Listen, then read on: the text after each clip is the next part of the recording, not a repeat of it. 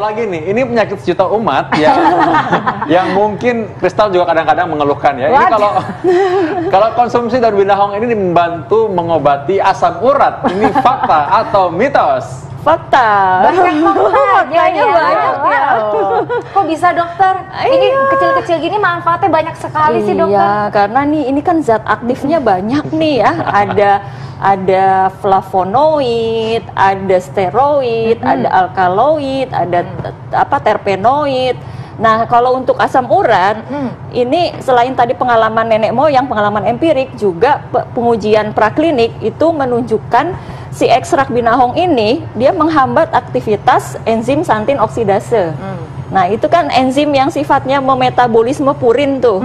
Nah, kalau dia dihambat tentunya akan membantu mengurangi kadar asam urat dalam darah gitu. Oh gitu. Dan mengurangi keluhannya karena dia juga sifatnya analgetik, artinya pereda rasa nyeri. Jadi kalau sudah ada artritisnya gitu kan, itu mengurangi nyerinya pada sendi-sendi. Katanya mengonsumsi rebusan daun pandan dapat mengatasi nyeri asam urat dan juga rematik. Benarkah? Yuk tanya sama Dokter Ingrid, itu fakta atau mitos? Ya, itu adalah fakta.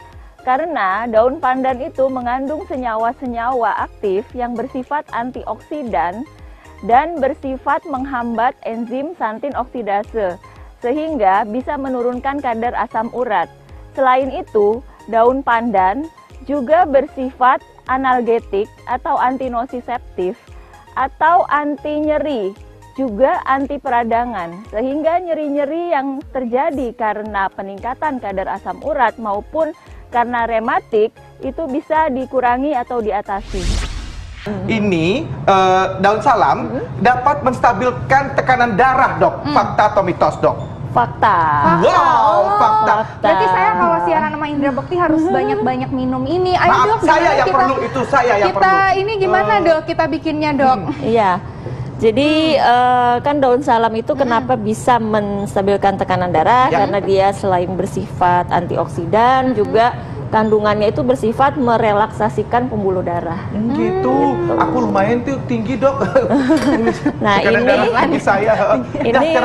cara buatnya begini ya. Kita bisa pakai 10 lembar. 10 lembar daun salam segar. 10 lembar. Yang ini segar direbus ya. Masukkan saja langsung. Ya, dok? Nah, ini udah sebenarnya begini aja ya.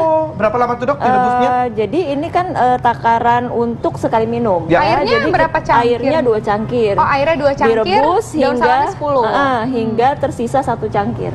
Oh, gitu. Jadi kita tersisa 1 cangkir ya. Seperti pemirsa lihat sudah ada di situ ya. Ada cara membuatnya juga dan khasiat-khasiatnya seperti apa di layar kaca Anda ya. Dan ini diminum berapa kali nih, dok? Diminum boleh 2 kali sehari. 2 kali sehari. 2 kali sehari. Jadi kalau tekanan darah kita agak naik sedikit, boleh mengkonsumsi ini untuk menormalkan. 2 kali seharinya ini misalnya pagi kah? Atau misalnya baru bangun tidur? Atau sebelum makan? Tuh gimana dok? Biar optimal gitu. Oh iya, jadi bagusnya sih sebelum sarapan sama sebelum makan malam. Oh, sebelum sarapan dan sebelum makan malam gitu ya dok. Penyerapannya juga lebih bagus. Nah, kalau misalnya orang yang udah minum obat tekanan darah tinggi nih dok, boleh nggak konsumsinya barengan sama ini?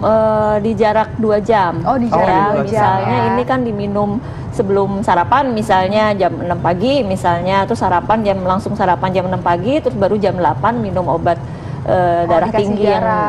Jadi berarti ini ramuan ini juga bukan sebagai pengganti obatnya ya dok ya?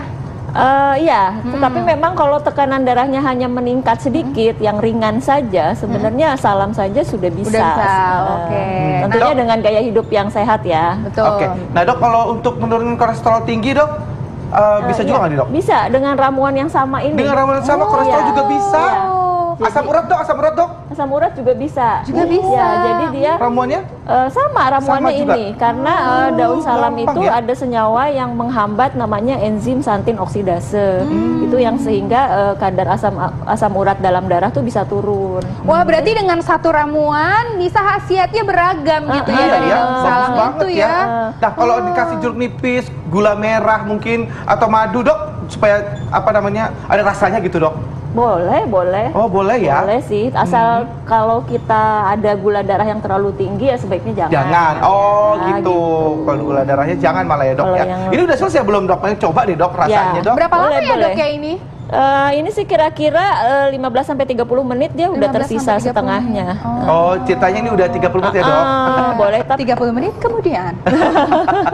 3 minutes years later. Oh, udah. Langsung. tapi diminum begini ya. aja juga enak sih. Ntar saya saring deh biar lebih bagus.